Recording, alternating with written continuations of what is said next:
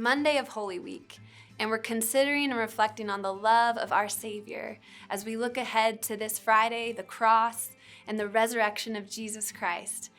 And in so, we're looking back at those last few days of Jesus' life here on the earth. And in Mark 14, Jesus spent time with his disciples. After the Passover meal, and after they had sung a hymn together, they went out to the Mount of Olives. And what did Jesus say to them? Jesus said that they would all fall away. And yet he would still be raised up and he would go before them to Galilee. And Peter's response in that moment was one of disgust, of surprise.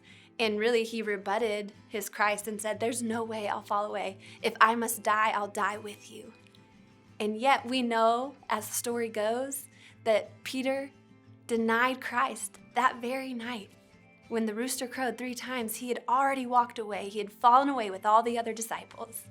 And in this instance, we see that Jesus, our Savior, chose his disciples and chooses his children, even when he knows that they will reject him.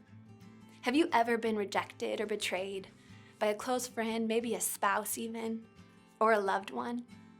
And have you had to wrestle through those emotions of, would I have chosen this relationship if I would have known this was going to happen?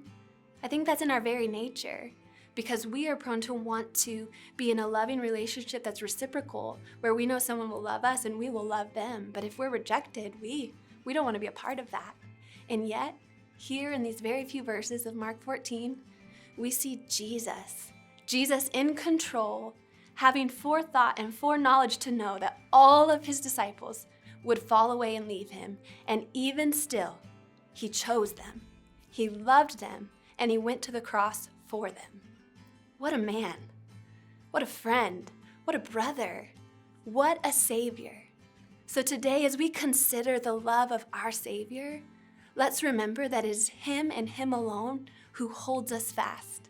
We can't depend on our own strength or our own faith to get us to a place with him in heaven one day, but we can fall back on the reality and the hope and the love of Jesus, that even in our sin, even in our darkest moment, even in our rejection of him, he chose us. He chose you. He wants to choose you.